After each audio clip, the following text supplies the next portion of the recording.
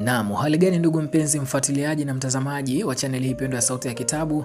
Ni wakati mwingine leo tarehe 6 mwezi wa 8 mwaka 2026 tunapoenda kumaliza tafsiri ya kitabu hichi cha The Richest Man in Babylon, tajiri mkuu wa Babeli.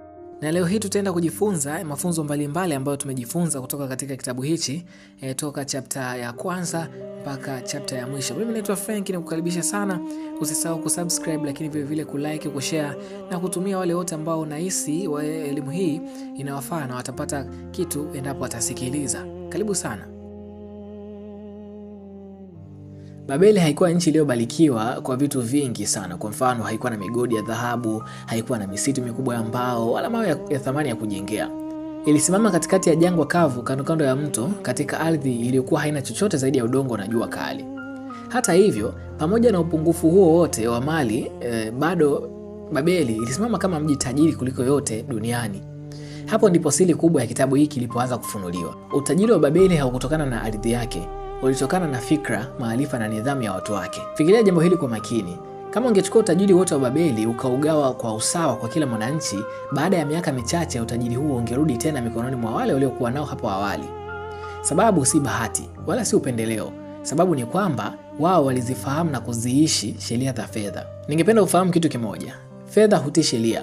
Yeyote anayezijua sheria hizo na kuzifuata kwa uaminifu, fedha humfuata pia, hata kama alianza maisha akiwa hana chochote. Katika kitabu, Alkad aliyekuwa tajiri mkuu wa Babeli hakuzaliwa katika familia ya matajiri. Alianza maisha yake akiwa mwandishi wa vibao vya udongo, akifanya kazi kwa bidii kwa malipo madogo sana. Bansil alikuwa fundi wa kutengeneza magari ya farasi. Kobi alikuwa mwanamuziki. Dabasil alikuwa mfanyabiashara wa ngamia aliyefilisika na kuzama kwenye madeni. Lakini hawa wote kuna jambo moja ambalo walifanana. Wote walianzia chini. Wote waliinuka na wote walitumia sheria zile zile za fedha ambazo tunazikumbuka kila wakati. Katika kitabu cha tajiri mkuu wa Babeli, sehemu ya kwanza, mwandishi aliongelea tiba 7 za mfuko uliokonda. Alipohitajika na mfalme Sargon kuwafundisha watu wa Babeli namna ya kuwa matajiri, Alkad hakuwapa dhahabu wala fedha. Aliwapa maarifa, kwa sababu alijua kuwa maarifa ndiyo yanayozalisha utajiri wa kudumu. Jambo namba moja ambalo linapatikana ama elimu ya kwanza inayopatikana katika sehemu ya kwanza ni kwamba anza kunenepesha mfuko wako, jilipe wewe kwanza. Kwa kila shilingi 10 unazozipata, weka shilingi 1 pembeni ambayo haitaguswa. Alkad alifundisha jambo hilo ambalo linaonekana rahisi lakini ndilo gumu zaidi kulitekeleza. Alisema kwamba tangu alipoanza kutenga sehemu ya 10 ya mapato yake, maisha yake hayakuwa magumu zaidi. Hakukosa chakula wala mahitaji muhimu, aliendelea kuishi kama kawaida. Lakini tofauti kubwa ilikuwa kwamba mfuko wake ulianza kujaa. Unafanya kazi kwa mwezi mzima, unapata mshahara au kipato. Kisha unamlipa mwenye nyumba, unalipa bili za umeme na maji, unalipa usafiri, unalipa kodi, unalipa gharama za simu, na hata unalipa maduka na kadhalika, gharama zozote zile ambazo unazilipa.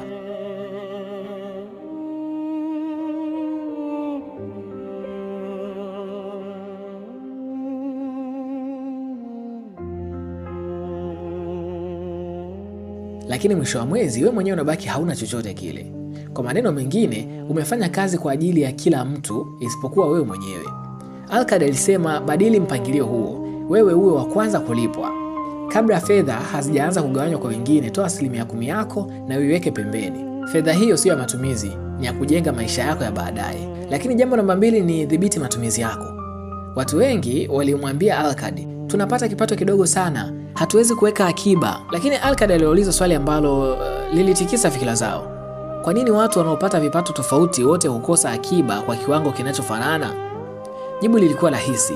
Mahitaji huongezeka kadiri kipato kinavyoongezeka, isipokuwa tu pale mtu anapoamua kuyadhibiti. Ndio maana mtu anayepata 500,000 anaweza kukosa akiba. Akipandishwa mshahara na kuanza kupata milioni 2, bado anaweza kukosa akiba. Kilichoongezeka si utajiri wake, ni matumizi yake. Nyumba inakuwa kubwa zaidi, anaanza kumiliki simu za bei ya juu zaidi, anabadilisha aina ya marafiki anaotembea nao, na maisha yanaendelea kuwa ya gharama zaidi. Ukweli usiopingika ni huu. Tamaa za mwanadamu hazina mwisho. Daima zitakuwa nyingi kuliko uwezo wake wa kuzitimiza. Kwa hiyo, lazima ujifunze kuchagua. Amua ni tamaa zipi ziwe na nafasi na zipi zikose chakula hadi zife. Lakini jambo namba 3 ni fanya dhahabu yako izae. Kwa Kiswahili rahisi tunaweza kusema hii ni fanya fedha zako zianze kukuzalishia. Akiba inayokaa bila kufanya kazi ni akiba iliyokufa. Al-Qadi alisema kila sarafu ulionayo ni mtumishi wako, na kila mtumishi anatakiwa afanye kazi, akuletee watoto, na watoto hao nao wakuletee watoto wengine. Hapo ndipo utajiri wa kweli huanzia. Utajiri haujengwi na kiasi cha fedha unachokiweka pembeni. Unajengwa na uwezo wa fedha hizo kuendelea kuingiza fedha nyingine hata wakati umepumzika. Hapo ndipo tofauti ilipo kati ya mtu anayehifadhi fedha na mtu anayejenga utajiri. Mmoja anaweka akiba ambayo thamani yake hupungua kadiri muda unavyopita, na mwingine anajenga chanzo cha mapato kinachoendelea kutililika kila siku kwenye maisha yake. Lakini jambo namba 4 ni linda hazina yako dhidi ya hasara. Hii ni sheria inayookoa watu wengi wasipoteze kile walichokijenga. Al-Qadi aliwahi kufanya kosa kubwa sana. Aliweka akiba yake yote mikononi mwa Azmul, mtengeneza matofali aliyedai angeenda kununua vitu vya thamani. Lakini Azmul hakuja na chochote kile kuhusu biashara ya vitu. Alidanganywa. Baada ya kurudi na vitu vya thamani, alirudi na vipande vya kioo visivyo na thamani, na Al-Qadi kapoteza fedha zake zote. Somo ni hili: usitafute ushauri wa jambo fulani kutoka kwa mtu ambaye hana utaalamu katika jambo hilo. Hata leo jambo hili linaendelea kutokea. Watu wanakopesha marafiki zao kwa sababu tu ni watu wazuri, si kwa sababu wana ujuzi wa kibiashara. Wengine wanawekeza akiba ya maisha yao yote kwenye biashara ambayo wamefahamu kwa dakika chache tu. Al-Qadi alitoa kanuni isiyobadilika: kabla ya kuanza faida, hakikisha kwanza mtaji wako uko salama, na kabla ya kuwekeza, omba ushauri kutoka kwa watu ambao tayari umefanikiwa katika eneo hilo. Jambo namba 5, fanya nyumba yako iwe uwekezaji. Mtu anayelipa kodi ya maisha yake yote huendelea kujaza mfuko wa mtu, lakini anayemiliki nyumba yake hujenga msingi wa utajiri wake mwenyewe. Zaidi ya hilo, mtu mwenye nyumba yake hupata utulivu wa akili na nafasi kubwa ya kupanga matumizi yake vizuri. Al-Qadi alisema pia kuwa mtu anayemiliki makazi yake hupata ujasiri wa kupanga na kutekeleza mipango mikubwa zaidi maishani mwake. Jambo namba 6, hakikisha unakuwa na kipato cha siku zijazo. Siku zote hakuna nguvu inayozidi milele, na siku moja utazeeka. Siku moja huenda usiweze kufanya kazi unayofanya leo, na familia yako bado itahitaji kuishi. Ndio maana Al-Qadi alisisitiza, anza leo kujenga chanzo cha mapato kitakachokuhudumia hata siku ambazo hutakuwa na uwezo wa kufanya kazi. Anza kidogo na upe muda uwekezaji wako ukue. Jambo namba 7 pia, ongeza uwezo wako wa kuchuma. Hii ndio tiba ya mwisho, lakini kwa hakika hii ndio msingi wa tiba zote ambazo tumekwisha kuzipitia. Kadiri unavyoongeza maarifa na ujuzi wako, ndivyo uwezo wako wa kupata kipato unavyoongezeka. Al-Qadi alipokuwa mwandishi wa vibao vya udongo, aliamua kuwa bora kuliko wengine wote. Aliandika kwa haraka zaidi, aliandika kwa usahihi zaidi, na ubora huo ndio uliomfungulia mlango wa kwanza kuelekea utajiri. Na mwisho alitoa ushauri ambao kila mtu anapaswa kuweka moyoni: tamaa yako iwe wazi, iwe maalum, na iwe kipimo kinachoeleweka. Usiseme tu nataka kuwa tajiri, badala yake sema ndani ya miezi 12 nitaweka akiba ya shilingi 50,000 kila mwezi. Ndoto isiyo na mwelekeo huzaa matamanio, lakini lengo lililo wazi huzaa matokeo. Lakini sehemu ya pili katika kitabu cha The Richest Man in Babylon, hapa tulikutana na sheria 5 za dhahabu. Baada ya Al-Qadi kujenga utajiri mkubwa kuliko mtu mwingine yote katika Babeli, alitamani mwanawe Nomasil asije kurithi mali tu, bali alithi pia hekima ya kuitunza na kuikuza. Kwa sababu hiyo, alimkabidhi vitu viwili vya thamani vikubwa sana. Cha kwanza kilikuwa ni mfuko uliojaa dhahabu, na cha pili kilikuwa ni kibao cha udongo kilichoandikwa sheria 5 za dhahabu. Al-Qadi alijua kwamba dhahabu inaweza kupotea kwa haraka ikiwa itawekwa mikononi mwa mtu asiyejua namna ya kuitawala. Lakini mtu mwenye hekima anaweza hata kuanza akiwa hana chochote, akajenga utajiri mkubwa kwa kutumia maarifa sahihi. Nomasil aliondoka akiwa na matumaini makubwa, lakini kama ilivyo kwa vijana wengi wasiokuwa na uzoefu, alivutiwa na ahadi tamu za utajiri wa haraka. Aliwaamini watu waliokuwa na maneno matamu kuliko hekima. Aliwekeza kwenye biashara ambazo hakuzielewa vizuri, na aliingia kwenye mipango isiyo na msingi. Na baada ya muda mfupi, dhahabu yote aliyorithi ilikuwa imekwisha. Lakini cha msingi hakukata tamaa. Aliketi chini, akakisoma kile kibao cha udongo kwa makini, akaanza kuishi kwa kufuata kila sheria iliyoandikwa ndani yake. Miaka 10 baadaye, alirejea Babeli akiwa tajiri zaidi kuliko alivyokuwa kabla ya kupoteza urithi wake. Alithibitisha kwamba maarifa yana thamani kubwa kuliko fedha, kwa sababu fedha zinaweza kupotea, lakini maarifa yana uwezo wa kuzizalisha tena. Na hizi ndizo sheria 5 za dhahabu. Sheria namba 1 ilikuwa ni kwamba dhahabu humjia kwa wingi na kwa urahisi mtu anayehifadhi si chini ya sehemu ya 10 ya mapato yake kwa ajili ya maisha yake ya baadaye na ya familia yake. Hii ndio sheria ya msingi wa utajiri. Fedha huwapenda watu wanaodhithamini, na njia ya kwanza ya kudhithamini ni kuzitenga kabla hazijatumika. Mtu anayejifunza kuwekeza akiba kila mara, hata kama ni kidogo, hujenga tabia ya kumiliki fedha badala ya kutawaliwa nazo. Baada ya muda, fedha hizo huongezeka, na kadiri zinavyoongezeka ndivyo uwezo wa mtu wa kujenga utajiri unavyoongezeka. Sheria ya pili ilikuwa ni kwamba dhahabu hufanya kazi kwa bidii na kwa furaha kwa ajili ya mmiliki mwenye hekima anayeiwekeza katika shughuli zenye faida. Fedha hazikukusudiwa kulala, zilikusudiwa kufanya kazi. Kila sarafu unayowekeza kwa busara ni kama mfanyakazi anayekuingizia kipato kila siku, na kila faida inayozalishwa huanza kuzalisha faida nyingine. Hapo ndipo nguvu ya riba na ukuaji wa mtaji huanza kufanya kazi. Utajiri wa kweli haujengwi kwa kufanya kazi peke yako. Unajengwa pale ambapo fedha zako zinaanza kukufanyia kazi wewe mwenyewe. Lakini sheria ya tatu, dhahabu hubaki salama mikononi mwa mtu anayeitunza na kufuata ushauri wa watu wenye uzoefu na hekima katika eneo husika. Hakuna mtu anayejua kila kitu. Hata Al-Qadi mwenyewe aliwahi kujifunza kutokana na makosa yake. Ndiyo maana alisisitiza umuhimu wa kutafuta ushauri kutoka kwa watu waliokwisha kufanikiwa katika jambo unalotaka kulifanya. Ukihitaji kujifunza uwekezaji, zungumza na mwekezaji aliyefanikiwa. Ukihitaji kujifunza biashara, jifunze kutoka kwa mfanyabiashara mwenye matokeo. Usimwombe ushauri mtu ambaye hana uzoefu katika jambo unalotaka kufanya. Hekima ya waliotangulia mara nyingi ndiyo kinga bora dhidi ya hasara. Lakini sheria ya 4 alisema dhahabu humkimbia mtu anayeiwekeza katika biashara asiyoielewa au katika mambo ambayo watu wenye hekima hawayaungi mkono. Hili ndilo kosa ambalo watu wengi ulifanya. Wanaona wengine wamepata faida, nao wanakimbilia kuwekeza bila kufanya utafiti wa kina. Hawajui biashara hiyo inafanyaje kazi, hawajui hatari zake, hawana maarifa ya kusimamia. Mwisho safari wanapoteza fedha zao. Kumbuka daima kwamba kutoelewa jambo si sababu ya kuwekeza ndani yake, ni sababu ya kwanza kujifunza kabla ya kuwekeza. Fedha zako zinastahili ulinzi wa hekima yako. Lakini sheria namba 5 na ya mwisho ni kwamba dhahabu humkimbia mtu anayetafuta kupitia ahadi za faida zisizowezekana, anayewaamini walaghai wenye maneno matamu, au anayejiona ana hekima ya kutosha bila kujifunza kutoka kwenye uzoefu. Hii ndio sheria inayowaonya watu dhidi ya tamaa. Mara nyingi hasara kubwa huanza pale mtu anapotaka kupata utajiri mkubwa kwa muda mfupi, anapoahidiwa faida za ajabu, anapoambiwa ataongeza fedha zake mara 2 ndani ya siku chache, au anapoambiwa hakuna hatari yoyote. Ndipo akili inapofunikwa na tamaa. Lakini kumbuka jambo hili, hakuna uwekezaji halali unaoweza kuondoa hatari zote, na hakuna utajiri wa kudumu unaojengwa kwa njia za mkato. Ndio maana Al-Qadi anatufundisha kwamba mtu mwenye hekima huwa makini kuliko mtu mwenye pupa. Huchunguza kabla ya kuamua, huuliza kabla ya kuwekeza, hujifunza kabla ya kuchukua hatua, na mwisho hulinda mtaji wake kabla hajafikiria faida. Kwa hiyo ningependa mjifunze kuwa fedha humfuata mwenye nidhamu, humtii mwenye hekima, lakini humkimbia mwenye tamaa. Faida inayozidi kiasi cha kawaida mara nyingi huwa ni kivuli cha hasara inayokuja. Katika sehemu ya 3 tuliweza kujifunza ama tuliweza kupitia sehemu ya mtu aliyezama kwenye madeni, vibao vya Dabasil. Katika hadithi zote za kitabu hiki, simulizi ya Dabasil ni mojawapo ya simulizi zenye nguvu zaidi. Ni ushahidi kwamba haijalishi umefika mbali kiasi gani kwenye matatizo ya kifedha, bado unaweza kuinuka tena ikiwa utakuwa na uamuzi wa kweli na nidhamu ya kubadili maisha yako. Dabasil hakuwa mtu maskini tangu mwanzo. Alikuwa mfanyabiashara wa ngamia mwenye matumaini makubwa ya kufanikiwa, lakini kutokana na tamaa ya kuishi maisha makubwa kuliko uwezo wake, alianza kukopa fedha kila upande. Madeni yaliongezeka, biashara ikadorora, marafiki wakapoteza imani, heshima yake ikatoweka.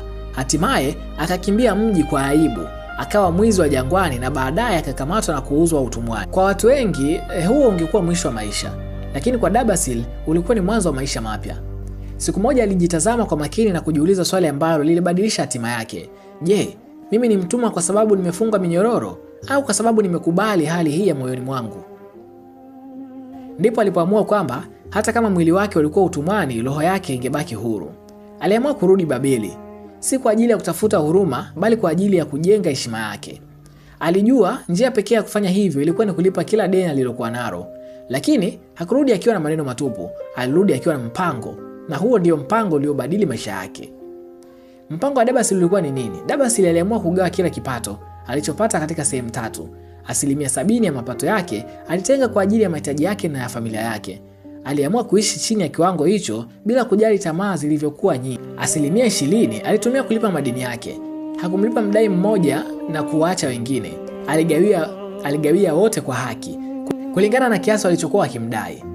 Kwa kufanya hivyo, aliwapa matumaini kwamba alikuwa na dhamira ya kweli ya kurejesha kile alichokuwa kidaiwa. Na 10% alitenga kwa akiba ambayo haikuhusishwa wala kuguswa kwa sababu yoyote ile. Hapa ndipo watu wengi hushangaa, kwa nini mtu mwenye madeni aweke akiba? Jibu la Dabasil lilikuwa ni rahisi lakini lenye hekima kubwa. Mtu asiyejifunza kuweka akiba wakati ana madeni, hata akimaliza madeni hayo, ataendelea kuishi bila akiba maisha yake yote.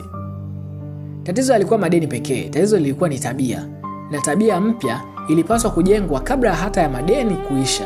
Ukweli uliobadili maisha yake. Baada ya kutengeneza mpango wake, Dabasil hakujificha tena. Aliwatafuta wadai wake mmoja baada ya mwingine, aliwaeleza ukweli kuhusu hali yake. Aliomba msamaha kwa makosa aliyowafanyia na kisha akawaonyesha mpango wake wa kuwalipa kidogo kidogo kila mwezi. Baadhi yao walimdhihaki, wengine walimkasirikia, wengine walimwambia hatafanikiwa, lakini Dabasil hakuruhusu maneno yao yavunje azima yake. Kila mwezi alitimiza alichokuwa ameahidi. Hakutoa visingizio wala hakukimbia, hakuvunja ahadi yake, na polepole madeni yake kaanza kupungua. Miezi ikapita, miaka ikafuata, na siku moja deni la mwisho likalipwa. Siku hiyo hakupata tu uhuru wa kifedha, alirejesha pia heshima yake, amani yake na imani yake binafsi. Somo kubwa kutoka kwa Dabasil ni lipi? Hadithi ya Dabasil haitufundishi namna ya kulipa madeni pekee. Inatufundisha kwamba hakuna hali ambayo inaweza kumshinda mtu mwenye nidhamu, uaminifu na dhamira ya kweli. Haijalishi umefanya makosa makubwa kiasi gani, haijalishi una madeni kiasi gani, haijalishi watu wamepoteza imani kiasi gani kukuhusu.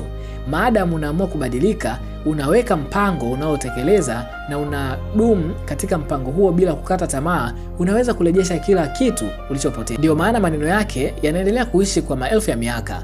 Pale ambapo dhamira ya mtu ipo, njia hupatikana. Lakini sehemu ya 4 na ya mwisho, kulikuwa na mafunzo mengi ambayo tulijifunza. Kadiri simulizi la kitabu hiki linavyokimbia mwisho, tunagundua kwamba utajiri haujengwa na Alkad peke yake. Babeli ilikuwa imejaa watu wenye hekima, kila mmoja akiwa na somo muhimu lililokamilisha kanuni za kujenga maisha yenye ustawi. Kila simulizi linaonekana kuwa tofauti, lakini yote yanaelekeza kwenye ukweli mmoja.